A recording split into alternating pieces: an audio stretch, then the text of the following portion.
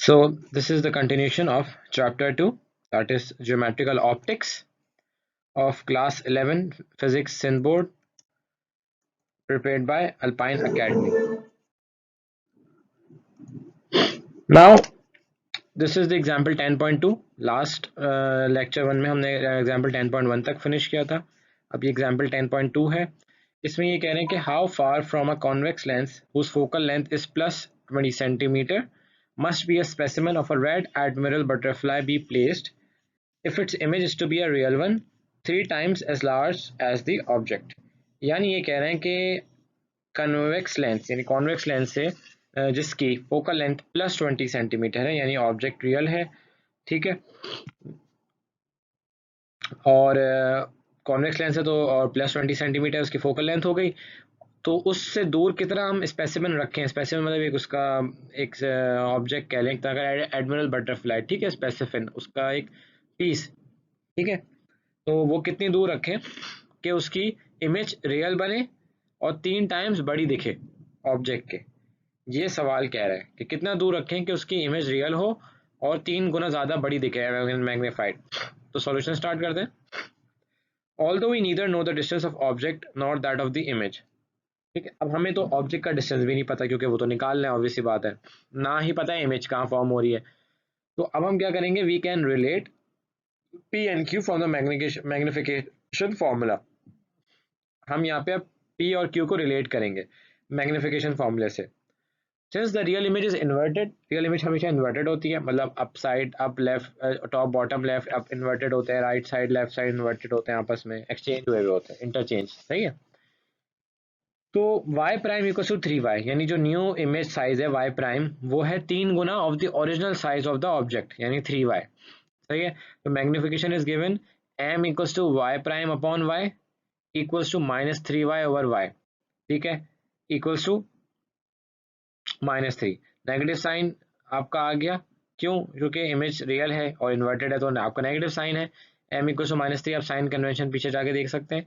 Hence m equals to -q over p, ठीक है, और q equals to +3 over p, ठीक है. क्या कैसे कि इस तरह हमारे पास m निकल के आया -3, ठीक है. तो हमने इसमें यहाँ पे लिखा -3 equals to -q over p, ठीक है. माइनस से minus cancel, 3p equals to q, सही है. तो इस तरह आपका 3p इक्वल्स टू q बना.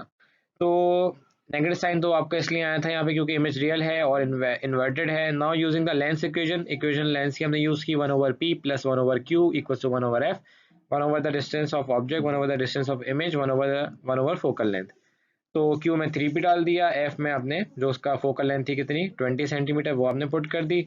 ये बन गया, एलसीएम लिया 3p और p का एलसीएम 3p आया, तो p इंटू 3 टाइम्स, तो थ्री आ गया, 1 3 और ये +1, तो ये आपका बन गया. Now 3p equals to 4 into 20 equals to 80 centimetre, सही है.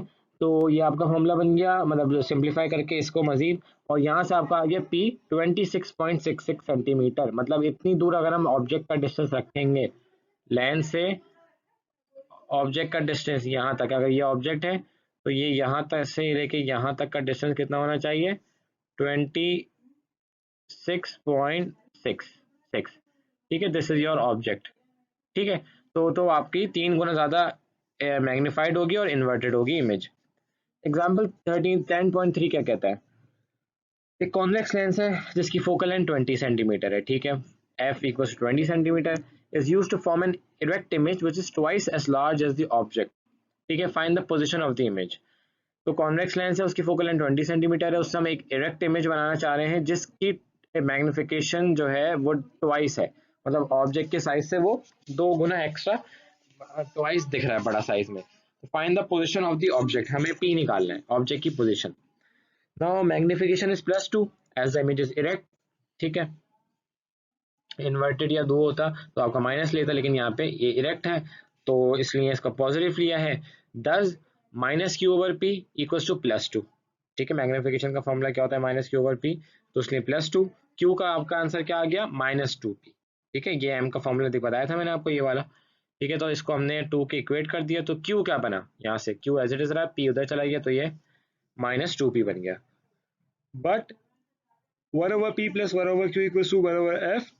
ठीक है, यहाँ से हमें Q -2P और F = 20 सेंटीमीटर, ठीक है, ये गिवन है। हमने ये सब चीज़ें उठा के इसमें सब्स्टिट्यूट कर दी, तो 1/P - 1/2P, एलसीएम निकला 2P।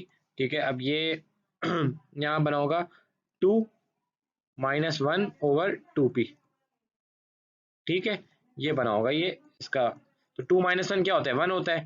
ठीक है, ये आपका बन गया होगा 1/2P, इसलिए यहाँ पे 1/2P आ गया। ठीक है, 1/20 तो एज इट इज उतर गया। यहाँ से आपका P 10 सेंटीमीटर आंसर आ गया, तो हमें ये पता चल गया भाई ऑब्जेक्ट को कितना दूर रखना है, 10 सेंटीमीटर, या कितना दूर रखा हुआ है, तो वो 10 सेंटीमीटर है लेंथ से। अब example 10.4, an object is place at a distance of 60 centimetre from a concave lens of focal length 30 centimetre. ठीक है, एक ऑब्जेक्ट है जो कि प्लेस किया गया है at a distance of 60 centimetre. ठीक है, यानी P क्या हो गया, 60 सेंटीमीटर, और यहाँ पे लेंस अब कॉनकेव लेंस है। ठीक है, तो साइन कन्वेंशन जो है थोड़ी सी डिफरेंट होगी, वो हम देखेंगे, और फोकल लेंथ कितनी है, 30 सेंटीमीटर। तो find the position and the nature of the image. यहाँ पे अब हमें पोजीशन निकालनी है इमेज की Q, और नेचर निकालनी है कि क्या है भाई, इन्वर्टेड है वगैरह है, वर्चुअल है, रियल है, इरेक्ट है, जो भी है। ठीक है, तो नेचर ऑफ द इमेज ये। अब P तो 60 सेंटीमीटर हो गया। ठीक है, ये आपका P 60 सेंटीमीटर हो गया। F -30 क्यों लिया, because this is a concave lens. ठीक है, कॉनकेव लेंस में आपका हमेशा F जो होता है वो क्या होता है, नेगेटिव। ठीक है, now by the lens equation 1/P + 1/Q = 1/F। ठीक है, P की जगह हमने वही जो 60 सेंटीमीटर उसकी वैल्यू लिखी, Q हमें निकालना है पोजिशन ऑफ द इमेज। ठीक है, और F आपका -30। अब हम इसको आगे सॉल्व करते हैं। नाउ और 1/Q = -1/30 - 1/60। ठीक है, कि अब हम 1/Q को एक जगह रखा, बाकी सब चीज़ को एक जगह ले गए, तो ये बन गया -1/30 - 1/60। 60 यहाँ पे एलसीएम था। ठीक है, 30 - 2 - 1, तो ये -2 - 1 बन गया -3/60। ठीक है, -3/60। अब Q 1/Q है, तो रेसिप्रोकल किया दोनों तरफ, तो 1/Q बन गया Q, -3/60 बन गया -60/3। तो आंसर क्या आ गया, -20 सेंटीमीटर आपका Q। ठीक है, ऑल्सो मैग्निफिकेशन, अब मैग्निफिकेशन होता है इक्वल्स टू -Q/P। ठीक है, ये हमें पता है, m का फॉर्मूला होता है -Q/P, तो Q में आपने -20 रख दिया, P में 60, तो दिस बिकम्स 1/3, यानी मैग्निफिकेशन बहुत छोटी हो जाएगी। ठीक है, तो negative sign of Q shows that the image is virtual. तो ये जो नेगेटिव साइन है Q का, इमेज का, Q का जब भी नेगेटिव साइन होता है तो हमेशा इमेज वर्चुअल होती है, और कॉनकेव में तो होती ही वर्चुअल इमेज है। ठीक है, तो positive sign of magnification shows that the image is erect, और पॉजिटिव क्या शो कर रहा है भाई कि इमेज जो है आपकी वो इरेक्ट है, hence the image is erect, virtual and diminish. ठीक है, इरेक्ट तो आपको बता दिया, वर्चुअल भी मैंने बता दिया, कॉनकेव है, और नेगेटिव साइन है Q का, डिमिनिश का मतलब छोटी हुई है, क्योंकि 1/3 तो छोटा नंबर है ना 1 से, तो इमेज आपकी बहुत छोटी हो चुकी है। डिमिनिश का मतलब डिक्रीज होना, छोटा होना। अब हम जाएंगे एग्जाम्पल 10.5 पे। अ diverging lens of focal length F = -60 centimetre. अच्छा, अब डाइवर्जिंग लेंस कौन सा होता है, कॉनकेव लेंस। ठीक है, क्योंकि वो डाइवर्ज करता है इसलिए यहाँ पे फोकल लेंथ भी उसकी -16 सेंटीमीटर है। Is held 8 centimetre from a rare stamp, वो एक रेयर स्टैम्प से 8 सेंटीमीटर दूर है। ठीक है, तो P क्या हो गया, 8 हो गया। ठीक है, मतलब दूर उसका फासला, P आपका ऑब्जेक्ट डिस्टेंस 8 हो गया। Where is the image of this lamp located and what is the magnification of the lens? ये पूछ रहे हैं कि भाई इमेज यानी Q लैम्प की किधर है, कहाँ लोकेटेड है, इसका डिस्टेंस पूछ रहे हैं, and what is the magnification of the lens. तो we have to find Q and M। सही है, सोल्यूशन में F हमें पता है गिवन -16 सेंटीमीटर, P हमें गिवन है 8 सेंटीमीटर, Q हमें निकालना है, और उसके साथ बाद में हमें M भी निकालना है। तो हम लेंस इक्वेशन यूज करेंगे, 1/P + 1/Q = 1/F। अब हमें Q निकालना है, तो हम 1/Q को हमने एक जगह सब्जेक्ट बना दिया है, 1/P और 1/F, 1/F तो दूसरी साइड पे था ही 1/P को उधर ले गए, तो ये बन गया -1/P। ठीक है, 1/F की जगह -1/16, F का खुद का माइनस है तो इसलिए माइनस यहाँ आया, और बाकी P तो उधर जाके माइनस हुआ था, 1/P माइनस बन गया था, और P की जगह 8 लिखा, तो ये सब सॉल्व करेंगे आप, तो ये बन जाएगा -3/16। ठीक है, अब इसको रेसिप्रोकल कर लिया, 1/q को रेसिप्रोकेट करते हैं, मतलब ऊपर नीचे करते हैं, -3/16 को भी ऊपर नीचे कर दिया, तो -16/3 comes out to be -5.33 centimetre, यानी आपकी इमेज -5.33 सेंटीमीटर है। और ये माइनस साइन क्या बता रहा है? The negative sign shows that the image is virtual. हमेशा q जब भी माइनस है यानी इमेज आपकी वर्चुअल होगी, ठीक है। Hence erect and to the left of the lens. The magnification is m equals to -q/p equals to minus, अच्छा अब इन्होंने पहले से rect क्यों बोला? क्योंकि इनको पता था q अगर माइनस है तो जब उसको मैग्निफिकेशन फॉर्मूले में डालेंगे जो कि -q/p है, तो q माइनस माइनस प्लस हो जाएगा, तो प्लस पॉजिटिव साइन बताएगा भाई इमेज इरेक्ट है, इसलिए इन्होंने पहले से लिख दिया ये। ठीक है, ये मैं समझिएगा कि उन लोगों को ये पहले से अलार्म था, उनको पता था फॉर्मूले में, उन्होंने कि भाई फॉर्मूले रखेंगे तो ये पॉजिटिव आएगा, इसलिए उन्होंने इरेक्ट यहाँ लिख दिया। आप इसके बाद भी लिख सकते हैं, -q/p को सॉल्व करने के बाद भी लिख सकते हैं कि इमेज इरेक्ट है, वर्चुअल है वगैरह। ठीक है, तो मैग्निफिकेशन इस फॉर्मूले से हमने निकाल ली। The positive value of magnification indicates that the image is erect. ठीक है, वही बात। Since the magnification is less than 1, it means that the image is actually smaller than the object। और वही बात, अगर 1 से छोटा है तो यानी इमेज क्या डिमिनिश हो गई है, स्मॉल हो गई है, छोटी डिक्रीज हो गई है। ठीक है, ऑब्जेक्ट से। अब हम आते हैं कंपाउंड माइक्रोस्कोप। ठीक है, topic 10.9 of the book. A compound microscope is an optical instrument which is used to see small object with very high magnification। Compound microscope क्या होता है? ये भी ऑप्टिकल इंस्ट्रूमेंट्स है, मतलब लेंस और इन जगहों पे यूज होता है, यहाँ पे जहाँ इसमें लेंस होते हैं, ऑब्वियसली बात है। इससे क्या करते हैं? ये बहुत छोटे ऑब्जेक्ट्स को बहुत हाई मैग्निफिकेशन में दिखाता है। ठीक है, यानी बहुत स्मॉल, जैसे बैक्टीरिया, फंजाई, बहुत स्पेशल काइंड माइक्रोस्कोप होते हैं कंपाउंड माइक्रोस्कोप, जो उनको भी दिखाते हैं। ठीक है, तो basically microscope is use for viewing या फॉर लुकिंग या for seeing very small objects. ठीक है, इसकी मैग्निफिकेशन लेवल बहुत हाई होता है। इट कंसिस्ट ऑफ, अच्छा अब यहाँ से मैंने एक मार्क किया था, ये कंस्ट्रक्शन है। ठीक है, कंस्ट्रक्शन, और सर देखें कोई भी चीज़ कंपाउंड माइक्रोस्कोप की कंस्ट्रक्शन हो, वर्किंग हो, आपको पूरी बुक में मिलेगी। ठीक है, it consist of 2 convex lens, जो उसके पार्ट्स बता रहे हैं तो वो उसकी कंस्ट्रक्शन होती है हमेशा, उसकी वर्किंग बता रहा है तो वो उसकी वर्किंग में आता है। ठीक है, आप चाहे तो मिक्स करके भी लिख सकते हैं, कोई मसला नहीं है। आपका जो एग्जामिनर है वो खुशी होगा, क्योंकि आपने क्योंकि इंटर का तो ये वो है कि आप जितना ज़्यादा मैक्सिमम लिखते हैं और उतना क्लियरली डिटेल में एक्सप्लेन करते हैं, आपको उतने मैक्सिमम मार्क्स मिलते हैं। ठीक है, तो यहाँ से कंस्ट्रक्शन स्टार्ट है इसकी कि it consist of 2 convex lenses, 2 convex lenses होते हैं इसमें। An objective, a lens place before the object. अच्छा, ये वो है कि एक लेंस जो ऑब्जेक्ट से पहले प्लेस किया हुआ होता है, जिसकी बहुत छोटी फोकल लेंथ होती है। ठीक है, and where was I, an objective of very short focal length f1, जिसकी बहुत फोकल लेंथ छोटी होती है, ये। ठीक है, this and an an eyepiece. अच्छा, an eyepiece, a lens place before the eye, एक लेंस जो कि ये लेंस है, ये आई है। ठीक है, आई से पहले रखा है एक lens of relatively long focal length f2, और इस लेंस L2 की फोकल लेंथ ज़्यादा बड़ी होती है, f2 इट्स वेरी लार्ज, या कह रहे हैं कि लॉन्ग।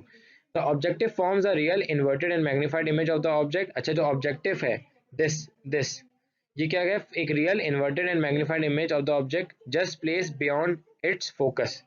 ठीक है, तो ये आपकी एक बहुत ज़्यादा क्लियर इमेज फॉर्म करता है। ठीक है, this over here. Now image इसने बना ली है, अब आगे क्या होगा देखें। The eyepiece is use as a magnifying glass to see the image form by the objective. ठीक है, अब देखें ये जो है ना लेंस, ये लेंस इस चीज को मैग्नीफाई करके यहाँ दिखाएगा, इस आई को। ठीक है, पहले इस लेंस ने, मैं आपको ये मार्किंग कर रहा हूँ ताकि आपको समझ जाए कि इस लेंस ने इस ऑब्जेक्ट की इमेज बनाई यहाँ, फिर इस लेंस ने इस जो ये इमेज है इसको और मैग्नीफाई करके दिखा रहा है इधर। ठीक है, जितनी ज्यादा फोकल लेंथ होती है आपको पता है उतनी ज्यादा आपकी हाई वो क्लियर मैग्नीफाई करके दिखाता है।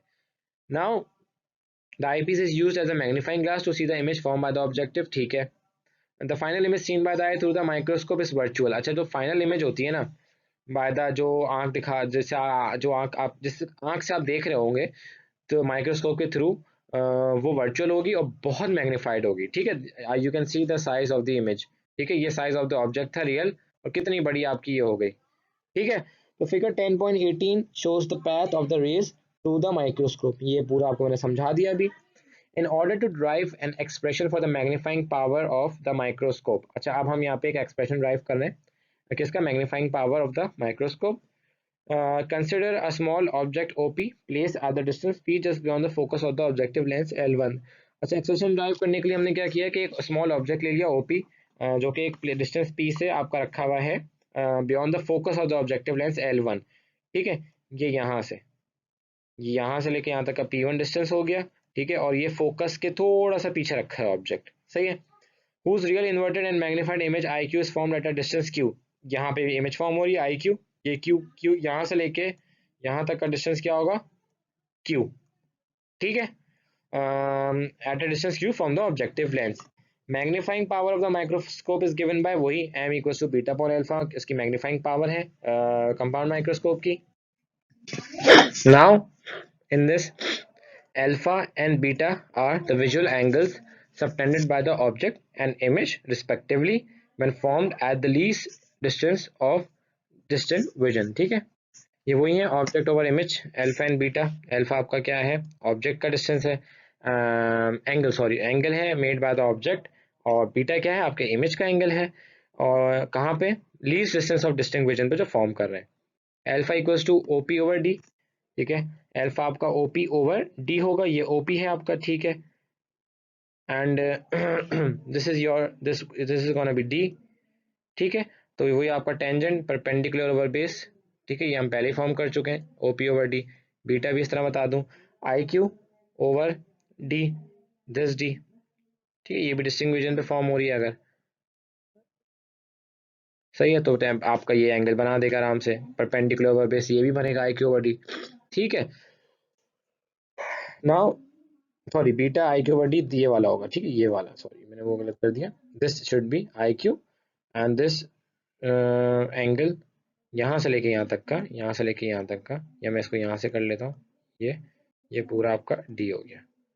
ठीक है, ये आपका D हो गया, और ये IQ आपका दिस IQ, तो बीटा आपका ये बन गया। ठीक है, बीटा तो आपका इमेज है, अल्फा आपका ऑब्जेक्ट का है।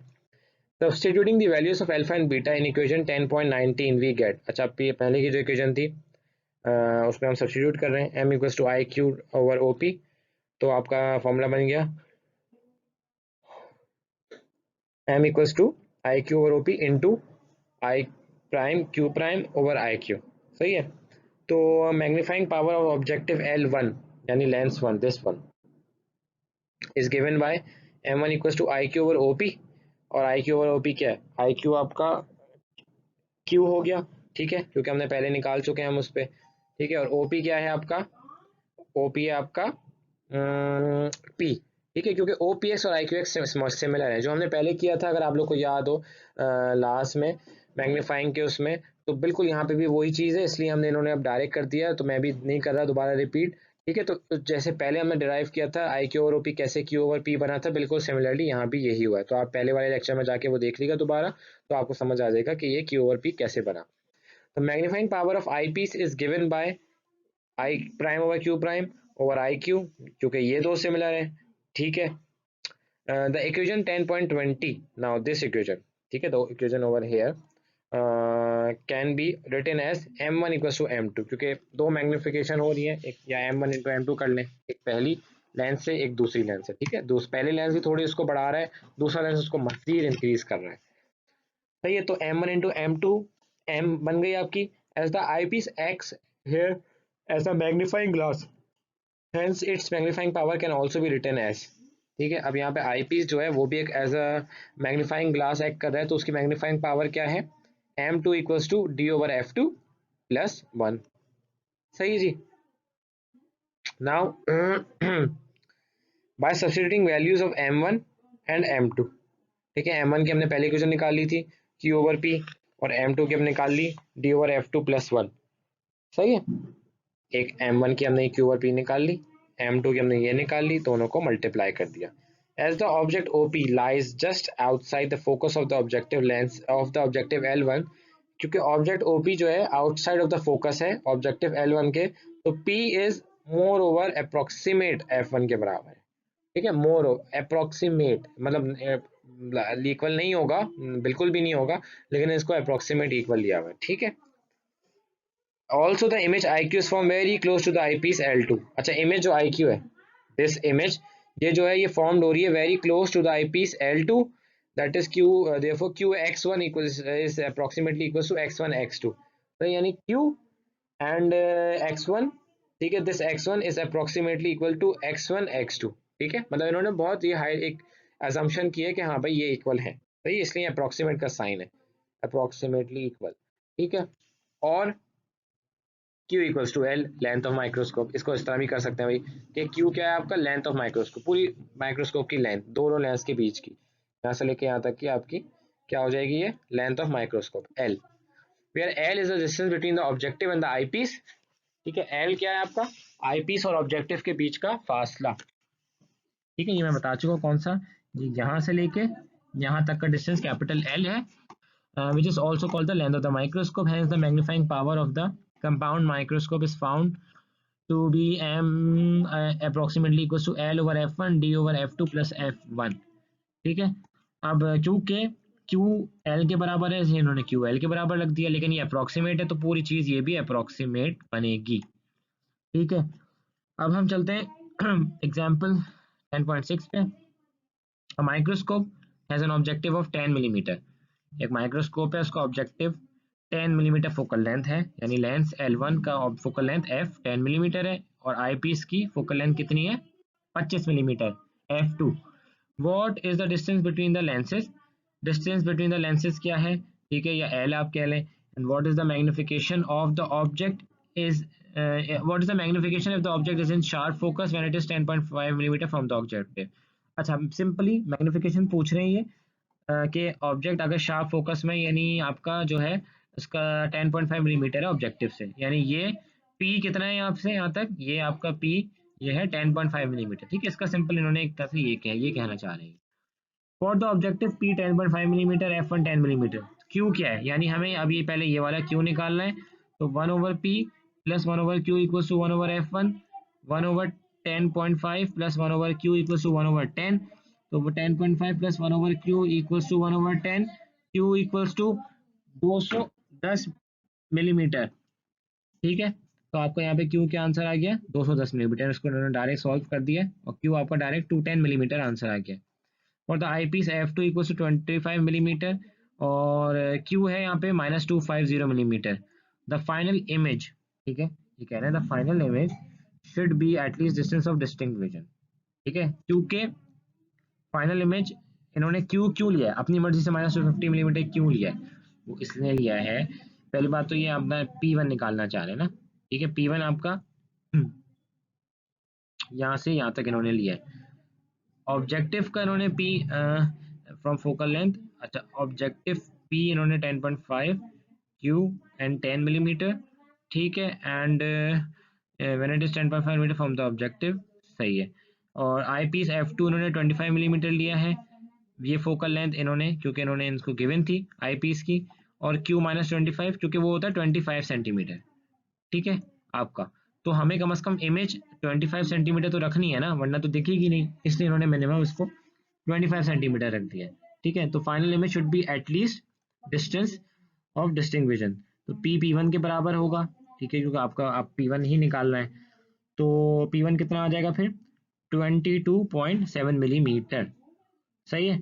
यानी सिंपली आपका अब ये यहाँ से ये P निकालना है, ठीक है, यहाँ से कितना फासला है लेंस का L2 का 27 मिलीमीटर। अब डिस्टेंस बिटवीन द लेंसेज, सही है, पहले इन्होंने निकाला इमेज, यानी यहाँ से इमेज कितनी फॉर्म हो रही है 210 पे हो रही थी, उसके बाद अब P1 यानी इस ऑब्जेक्ट का यहाँ से लेके यहाँ तक का फासला वो निकाला 22.7 मिलीमीटर, ठीक है, 1 ओवर P1 माइनस 1 ओवर 250, ये क्या है Q इन्होंने 25 सेंटीमीटर रखा है, क्योंकि डिस्टिंक्ट विजन का एटलीस्ट आपको रखना पड़ेगा, वरना आपको इमेज क्लियर नहीं दिखेगी। 25 सेंटीमीटर को मिलीमीटर में किया तो 250 मिलीमीटर, और 25 तो फोकल लेंथ है इस वाले लेंस की, ठीक है, जो मैं मार्क करता जा रहा हूँ नाउ। तो डिस्टेंस बिटवीन द लेंसेज क्या हो गया, यहाँ से यहाँ तक Q का डिस्टेंस, ठीक है, इमेज का डिस्टेंस पहले वाले ऑब्जेक्टिव का, और फिर यहाँ से यहाँ तक का P का डिस्टेंस P1, तो टोटल दोनों का ऐड कर देंगे तो 210 और 22.7 232.7 मिलीमीटर यहाँ पे आपका लेंस आ गया, डिस्टेंस दोनों लेंस के बीच का। Now the magnification bye objective is -Q over P, ठीक है, ऑब्जेक्टिव का मैग्निफिकेशन निकाल रहे हैं Q ओवर P। Q हमें पे क्या गिवन था 210 मिलीमीटर, पी हमें क्या गिवन है 10.5 मिलीमीटर, ठीक है। जो आपको सिर्फ डेटा इसमें सब्स्टिट्यूट करना आना चाहिए, आपके फॉर्मूले आपको याद होने चाहिए, तो कोई न्यूमेरिकल मुश्किल नहीं होता, ठीक है। आपको थोड़ा अंडरस्टैंडिंग होनी चाहिए कौन सा फॉर्मूला कहाँ लगना है, कहाँ प्लेस होना है, एंड किस तरह डेटा सब्स्टिट्यूट करना है उनके अंदर वेरिएबल्स में, तो देन आप तो कोई भी न्यूमेरिकल इजीली सॉल्व कर सकते हैं, ठीक है। तो मैग्निफिकेशन बाय ऑब्जेक्टिव आपके आपका -20, मैग्निफिकेशन बाय आई पीस का फॉर्मूला है d/f2+1, पीछे भी बता चुका हूँ। तो 250/25, डी आपका 250 है, डिस्टिंक्ट विजन, ठीक है। f2 आपका आई पीस का फोकल लेंथ जो है वो है 25 + 1 बिकम्स 11, आपकी मैग्निफिकेशन मतलब 11 गुना आई पीस आप उसको 11 टाइम्स मैग्नीफाई कर रहा है, तो टोटल मैग्निफिकेशन क्या हो गई, टोटल मैग्निफिकेशन होती है m1 इंटू m2, ठीक है। तो 20 into 11 comes out to be 220, सही है। नाउ द टेलीस्कोप माइनस में इसलिए क्योंकि इन्वर्टेड है, एक इमेज वर्चुअल इन्वर्टेड आपका दिखा रहा है, इसलिए ये माइनस आया, लेकिन जब ये दूसरी आई पीस इसको मैग्नीफाई करेगी तो टोटल इनकी मैग्नीफिकेशन तो पॉजिटिव में रखी जाएगी, क्योंकि फिर वो आपकी वो हो जाएगी। नाउ मूविंग टू 10.10 टेलीस्कोप, बहुत इंपॉर्टेंट चीज़ है ये, आज की साइंस के दौर में टेलीस्कोप बहुत अहम है। Telescopes are used to see distant objects, जो हम लोग चांद देखते हैं, ठीक है। हमारी रोज़े लाल कमेटी है जो चांद देखती है, बताती है ईद हो गई नहीं हो गई, ये सब चीज़ें किस तरह पता चलती हैं, जो आपके हमारे जो स्कॉलर्स हैं वो कैसे देखते हैं, वो टेलीस्कोप ही तो यूज़ करते हैं। टेलीस्कोप से आपको दूर स्पेस में एस्ट्रोनॉमिकल ऑब्जेक्ट्स, चांद सितारे सब दिखते हैं क्लियरली, ठीक है। तो टेलीस्कोप्स आपका इसलिए काम आता है। The image of a distant object form by a telescope smaller than the actual object, अच्छा जो इमेज है डिस्टेंट ऑब्जेक्ट का form by telescope is smaller than the actual object, ठीक है।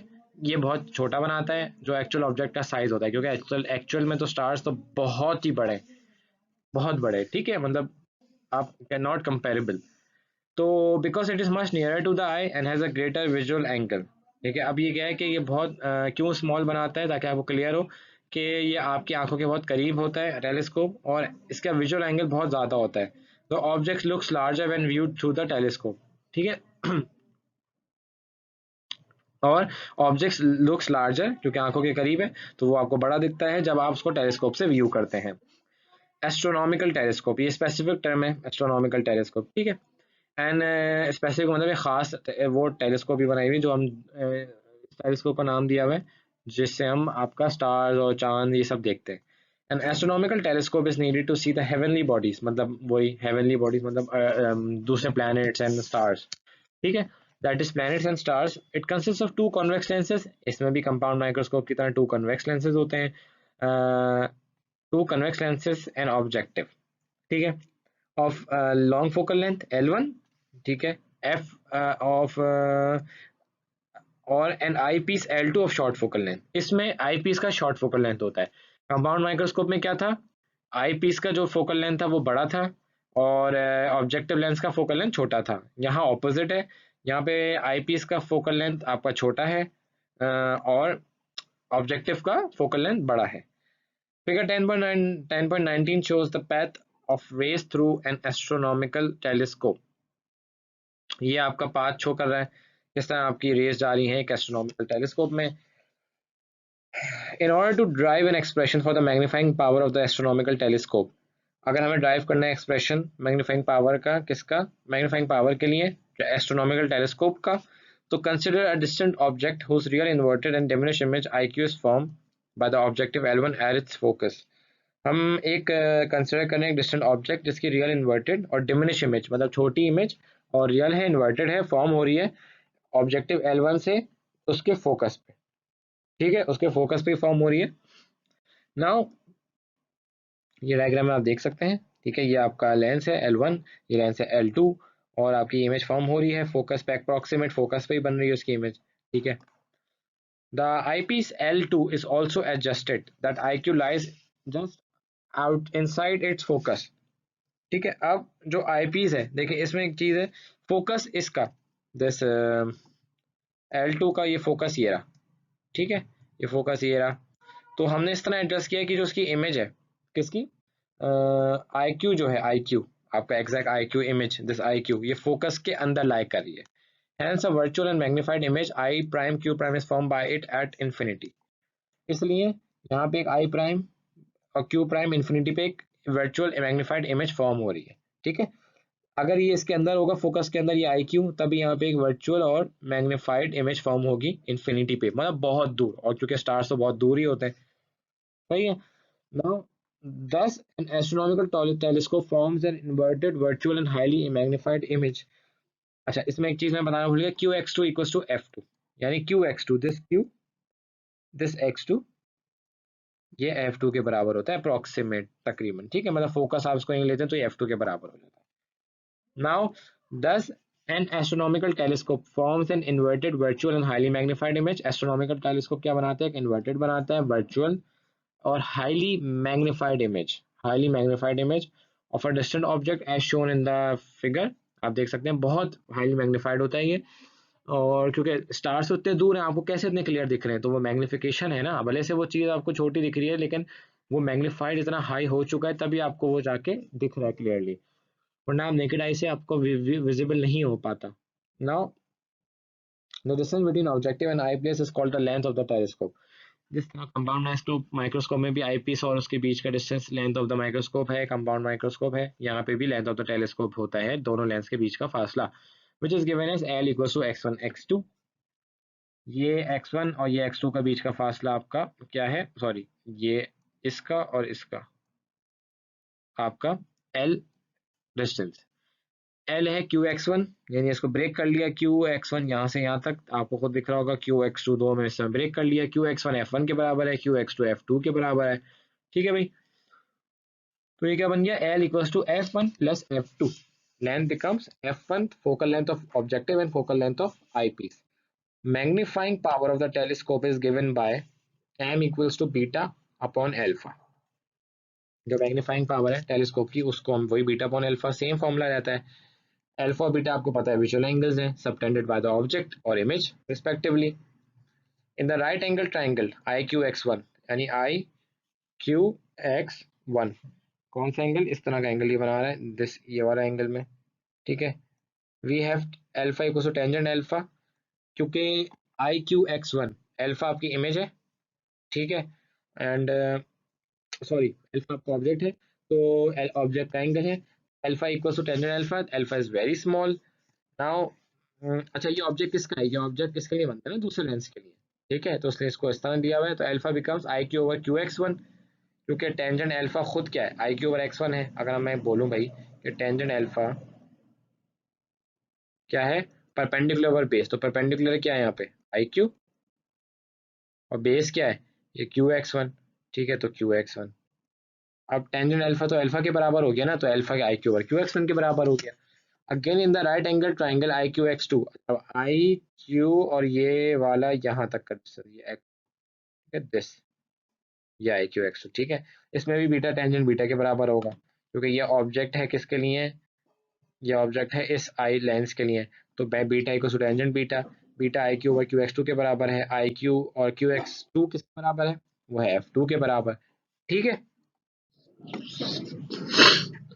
Now substituting the values of alpha and beta from equation 10.26 and 10.27 in equation 10.25 we get m, हमारे पास क्या बना direct, in short में उन्होंने direct drive करके निकाल दिया f1 ओवर f2, यानी टेलीस्कोप के लिए आपका जो मैग्नीफाइंग है उसका क्या फॉर्मूला है, focal length of the objective upon focal length of the eyepiece, ठीक है। From the above relation it is clear that for high magnification the focal length of the objective should be very large। पहले वाले में आई piece की focal length जो है वो बहुत बड़ी होनी चाहिए थी कंपाउंड माइक्रोस्कोप में, ठीक है। यहाँ पे अगर हमें मैग्निफिकेशन बड़ी चाहिए, मैग्निफिकेशन बड़ी चाहने के लिए यानी हमें ऊपर का इसका न्यूमिनेटर की वैल्यू बड़ी होनी चाहिए। न्यूमिनेटर में क्या है, focal length of the objective, यानी focal length of the objective should be very greater than the focal length of the eyepiece, तो हमारी मैग्निफिकेशन बहुत क्या है, ज्यादा होगी, बढ़ जाएगी, ठीक है, आई पीस की कोशिश कम से कम होनी चाहिए। Now moving to example 10.7, An astronomical telescope has an objective length whose power is 2 diopters। अच्छा, इसका यूनिट है ये, ठीक है, 2 diopters है पावर का, आपका मैग्नीफाइंग पावर का। This lens is placed 60 centimeter from the eyepiece। यानी उनके बीच का फासला, दोनों लेंस के बीच का, f1 प्लस f2 कितना दिया हुआ है, 60 centimetre. When the telescope is adjusted for minimum eye strain, अच्छा, टेलीस्कोप इस तरह एडजस्ट हुआ है कि आंखों में कम से कम आपको तकलीफ हो या मिनिमम आई स्ट्रेन हो। Calculate the angular magnification of the telescope, तो हमें इसमें एंगुलर मैग्निफिकेशन निकालनी है, यानी वही कैपिटल एम निकालना है, f1 ओवर f2, सही है, जिसमें आपको एंगुलर मैग्निफिकेशन निकालनी है टेलीस्कोप की, जिसमें आपको कम से कम आंखों में दर्द हो। तो सॉल्यूशन चलते हैं। Our first step is to determine the focal length of both lenses for the objective. We are given a power in diopters.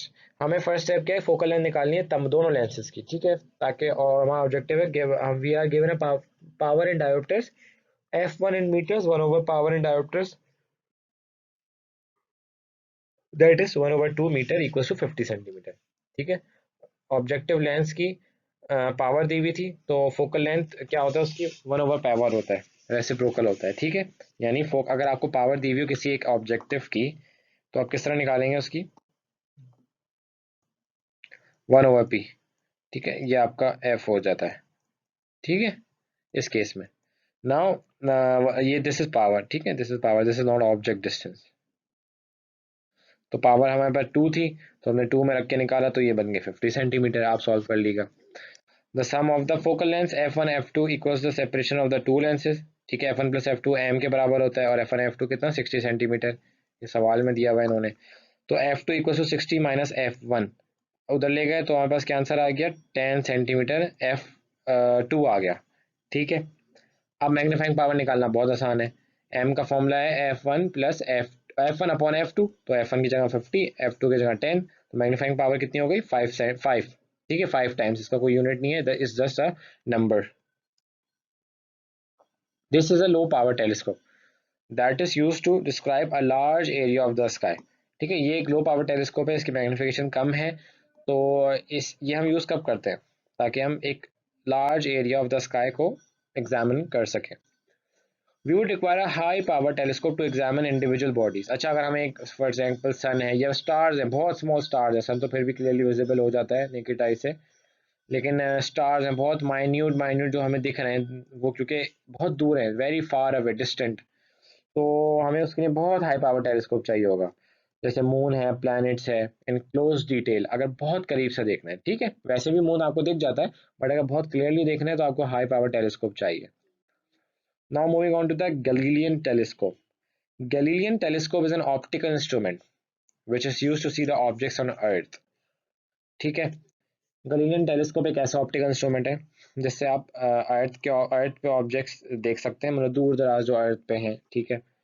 It was developed by Galileo, इसने गैलीलियो ने बनाया था ये। Galilean telescope consist of a convex lens L1 as an objective and a concave lens L2 as an eyepiece.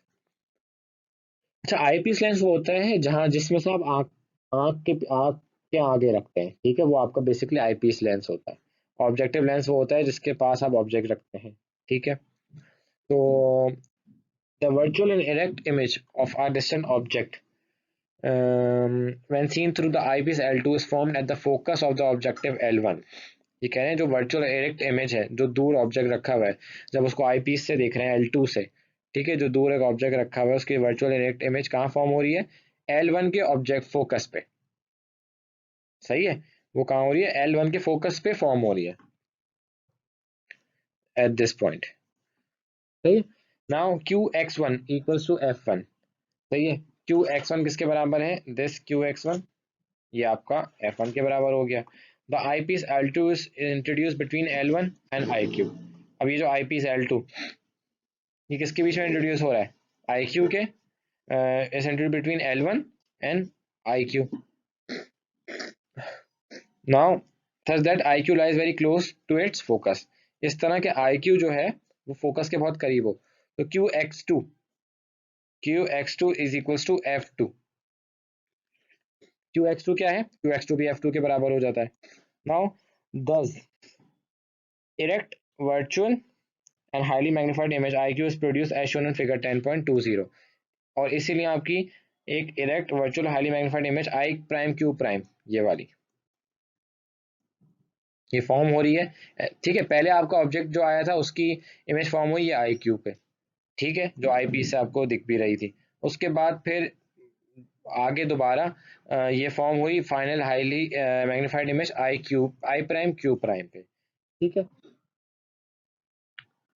now distance between the objective and the eyepiece is called length of the telescope, length of the telescope। ठीक है, वो जिस तरह astronomical telescope में भी हुआ था और सॉरी कंपाउंड माइक्रोस्कोप में भी हुआ था, तो इस तरह इसमें भी लेंथ ऑफ द टेलीस्कोप ही है। ठीक है, which is given by l equals to x one x two and equals to q x one minus q x two. ठीक है, एक्स वन एक्स टू क्या है, q x one minus q x two है, आप image में अगर आप पीछे देखेंगे। ठीक है, और क्यू एक्स वन क्या है आपका एफ वन के बराबर था। ठीक है, and qx2 was equals to f2। now expression for magnifying power: if alpha and beta are visual angles subtended by the object and the image respectively, then magnifying power can be obtained as। ठीक है, तो ये कह रहे हैं भाई वही कि अल्फा बीटा विजुअल एंगल्स हैं, जो कि अल्फा आपका sorry object and beta for the image respectively है। तो ये आपका फॉर्मूला है इन the right angle triangle I Q x one. Similarly इस तरह का एक ट्राइंगल बनेगा आई क्यू एक्स वन, इसमें अल्फा टेंजेंट अल्फा के बराबर है, क्योंकि अल्फा एंगल स्मॉल है तो alpha I Q I x one है, और आई एक्स वन आपका क्या है एफ वन के बराबर। ठीक है तो अल्फा क्या हो गया i q upon f one. Again in right angle delta i Q x two we have beta tangent beta, उसमें भी जो बीटा एंगल बन रहा था वो टेंजेंट बीटा वो किसके बराबर है I Q perpendicular over base. ठीक है, परपेंडिकुलर ओवर बेस, और यहाँ पे हमारे पास क्यू एक्स टू किसके बराबर है q x two is equal to F two, तो एफ टू तो beta equal to i Q over f two. By substituting the values of alpha and beta from equation 10.39 and 10.40 in equation 10.38, अच्छा ये इन्होंने थोड़ी सी की है misplace, ये पीछे दूसरी इक्वेशन है, मतलब कि आपका F1 F2 डायरेक्ट इन्होंने बनाया है। ठीक है, आप जस्ट फॉर्मूला ड्राइव याद रखें कि फॉर्मूला कैसे इन्होंने ड्राइव फॉर्मूला कैसे आया है। तो इसका भी ये होता है कि F1 focal length of the objective, F2 focal length of the eyepiece. ठीक है, ये आपकी मैग्नीफाइंग पावर हो गई एस्ट्रोनॉमिकल टेलीस्कोप की। अब हम चलते हैं 10.12 विच इज टेरेस्ट्रियल टेलीस्कोप। ठीक है, when telescope is used for astronomical purpose, that is when we see the heavenly bodies like moon and stars, their image is seen inverted। जब हम एस्ट्रोनॉमिकल पर्पस के लिए अपना टेलीस्कोप यूज करते हैं, जैसे कि हम मून स्टार्स देखने के लिए, तो उनकी इमेज जो है वो इन्वर्टेड होती है, मतलब लेफ्ट की राइट पे आती है, इस तरह इन्वर्टेड होती है। But when terrestrial objects are to be viewed, it is necessary to have an erect final image। ठीक है, यानी टेरेस्ट्रियल ऑब्जेक्ट्स अगर व्यू करने हैं तो ये वो नेसेसरी है कि आपकी फाइनल इमेज इरेक्ट हो। The erection can be accomplish by introducing a third lens. अच्छा, इरेक्शन जो है मतलब उनकी इरेक्ट हुए हुए हों, वो कैसे अकम्प्लिश हो सकती है थर्ड लेंस से, जो कि between the objective and eyepiece of the telescope, जो कहाँ रखा होगा ऑब्जेक्टिव और बीच eyepiece of the telescope के। ठीक है, बीच में रखा जाएगा। The arrangement is shown schematically in figure 10.21। The function of erecting lens is clear from figure 10.21। अब आप ये देखें कि ये है आपका इरेक्टिंग लेंस, ये है आपका ऑब्जेक्टिव लेंस, और ये आपका आई पीस लेंस। ठीक है, and this whole thing cylinder type is your telescope. It only यानी आपका erecting lens only invert i q to i prime q prime. ठीक है, ये आपको क्या करता है आई क्यू को आई प्राइम क्यू प्राइम में कर देता है, और does not change the magnifying power, magnifying power change नहीं करता, which is same in the case of N astronomical telescope. ठीक है, ये बिल्कुल कोई चेंज नहीं लाता मैग्निफिकेशन में, it keeps the magnification same. What it does only that it inverts i q to i prime q prime. सही है। Now moving on to the 10.3 topic, that is spectrometer. Now it is an instrument which is used to or study the spectrum of luminous bodies, light emitting bodies। सही है। Now the essential parts of this instrument are A illuminator, B telescope, and C turntable as shown in the figure 10.22। अच्छा, इसके जो main parts हैं क्या हैं, that is collimator, ठीक है, and telescope and turn table. ठीक है, ये तीन में एसेंशियल पार्ट्स है 10.22 में।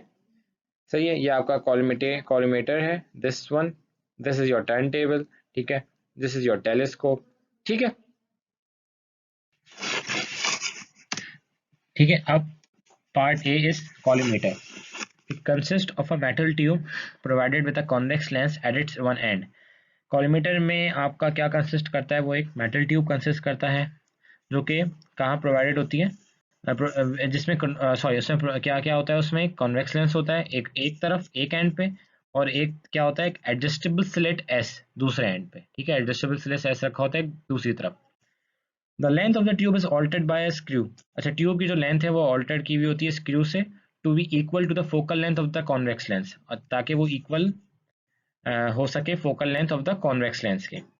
सो that the collimator produces a parallel beam of light. हम इसमें अब क्या कर क्या रहे हैं कि जो ट्यूब की लेंथ इस तरह ऑल्टर करते हैं ताकि वो इक्वल हो सके कॉन्वेक्स लेंस की फोकल लेंथ के, ताकि कोलिमेटर एक प्रोड्यूस कर सके एक parallel beam of light.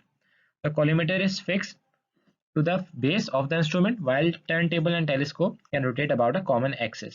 Collimator जो है वो इंस्ट्रूमेंट के बेस पे फिक्स हुआ होता है, जबकि टर्न टेबल और टेलीस्कोप जो रोटेट कर सकते हैं कॉमन एक्सिस के अलोंग अक्रॉस, ठीक है। और पार्ट बी इज टेलीस्कोप, ये सारे उसके पार्ट्स हैं, ठीक है।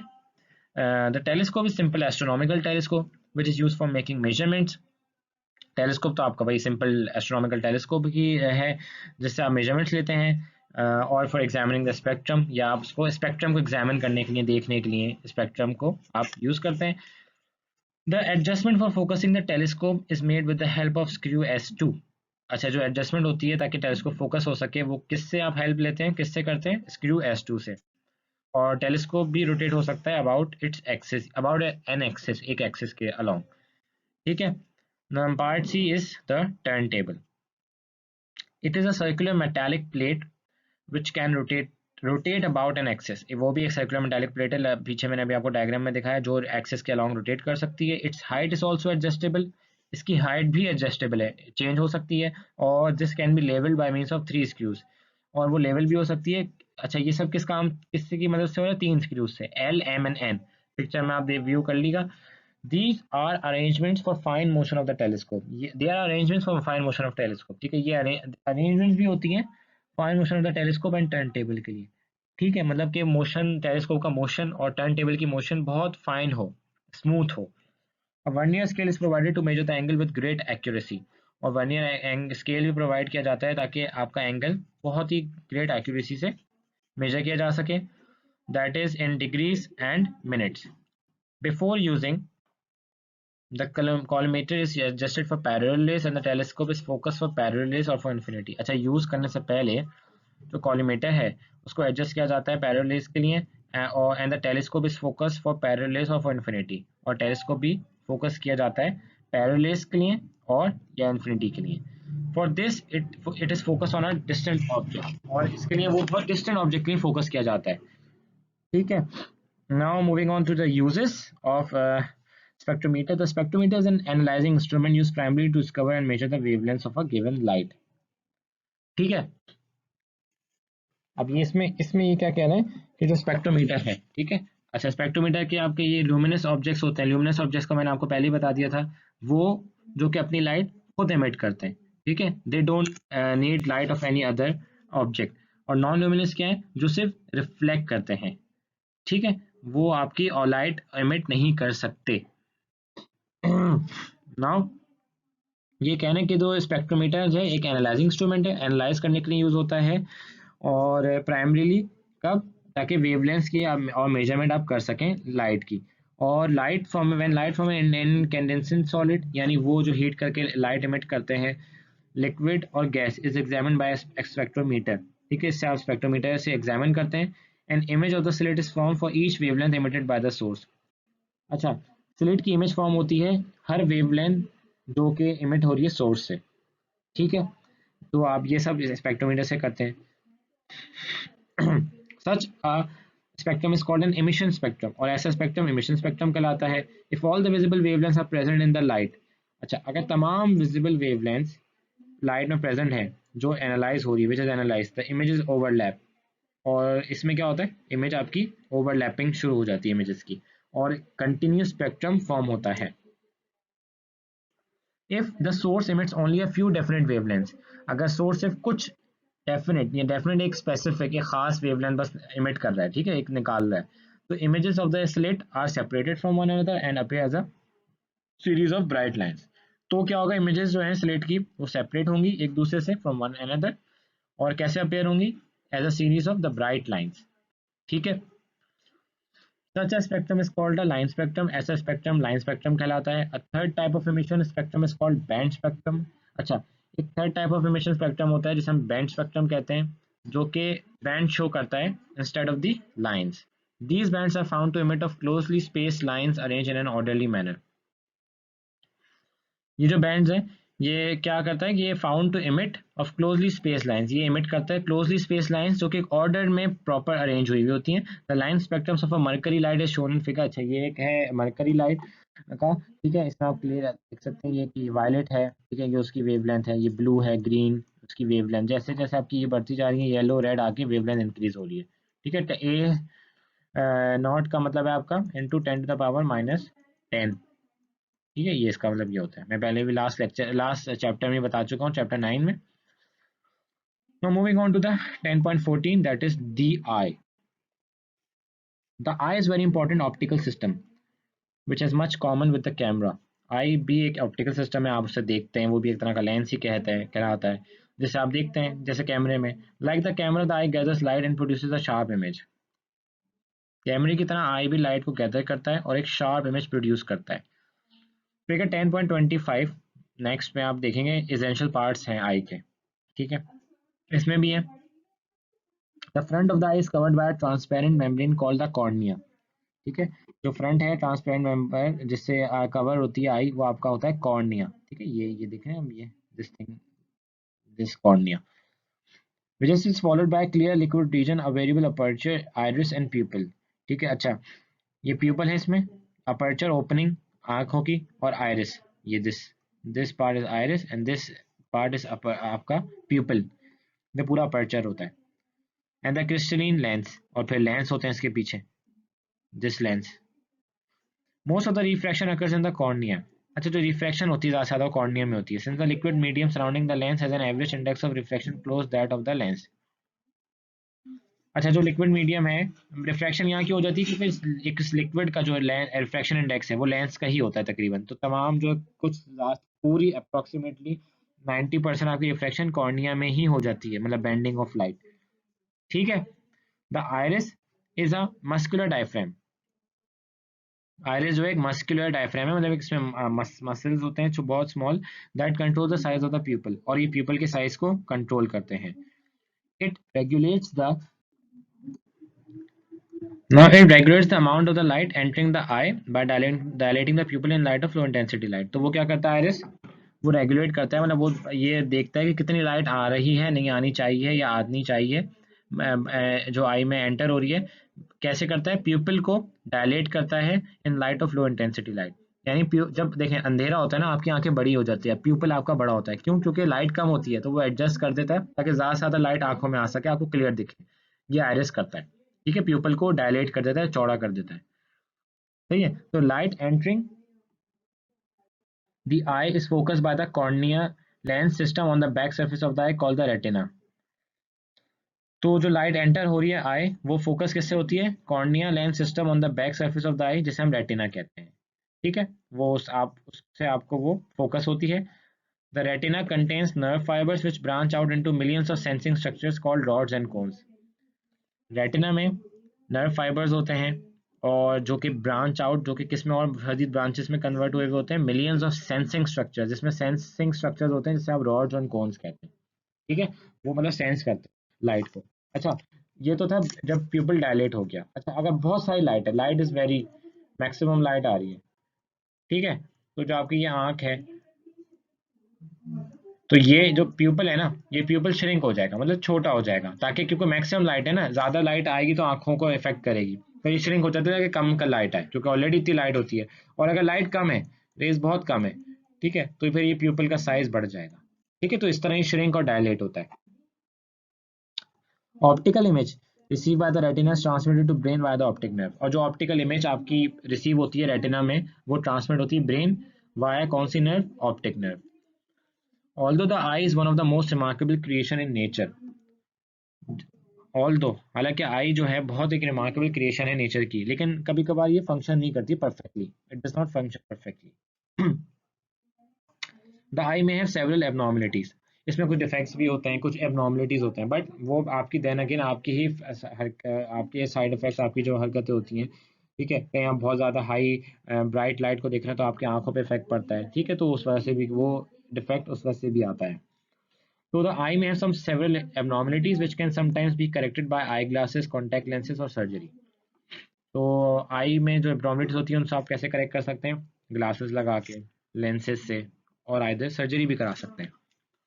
When the relaxed eye produces an image of a distant object behind the retina, जब एक रिलैक्स आई प्रोड्यूस करती है एक इमेज बहुत दूर के ऑब्जेक्ट की रेटिना पे, रेटिना के पीछे, तो जैसे फिगर 10.25 ए में, ठीक है, यहाँ पे फॉर्म कर रही है, सी दिस से रेटिना के बिहाइंड, तो the abnormality is known as myopia and the person is said to be far sighted. ठीक है, अब ये पीछे फॉर्म पीछे कर रही है ना रेटिना के तो इसमें क्या है, इस एबनॉर्मलिटी क्या है? ये मायोपिया, और पर्सन इसको कहते हैं फार साइटेड, दूर नहीं देख पा रहा। This condition is corrected with a converging lens as shown in figure 10.25b। ठीक है, अब ये देखें, इसको कन्वर्ज किया, रेटिना यहाँ फॉर्म करना था, ये यहाँ कर रहा था, पीछे देखिए यहाँ पे कर रहा था, तो हमने इसको कन्वर्जिंग लेंस लगाई, ये आंखें आगे यहाँ पे, ठीक है, तो अब ये यहाँ पे फॉर्म कर रहा है, यहाँ पे फॉर्म करेगा तो then it will be okay, उसको क्लियर दिखेगा। This condition is corrected when the converging lens, ये हमने पढ़ लिया, when an image of a distant object is focus in front of the retina. अच्छा, अब देखें यहाँ पे फॉर्म हो रही है, पहले रेटिना से आगे आ गई इमेज, यहीं बन रही है, ठीक है, तो एबनॉर्मलिटी को क्या कहते हैं? हाइपर ओपिया और शॉर्ट साइटेडनेस, मतलब करीब की नजर। This condition can be corrected with a diverging lens, और इसको हम क्या करते हैं? डाइवर्जिंग लेंस लगाते हैं। अगर करीब की नजर है तो वहाँ पे डाइवर्जिंग लेंस लगा हुआ होता है, आप अपने नॉर्मल, आप जब चश्मा बनाया जाए तो आप उससे ही पूछ सकते हैं, ठीक है, और अगर आपका दूर की नजर है तो वहाँ पे कन्वर्जिंग लेंस यूटिलाइज होता है। यहाँ पे हमारा चैप्टर एंड होता है, ठीक है। अब हम नेक्स्ट लेक्चर में अपने न्यूमेरिकल स्टार्ट करेंगे of this chapter 10, that is the final last chapter of class 11।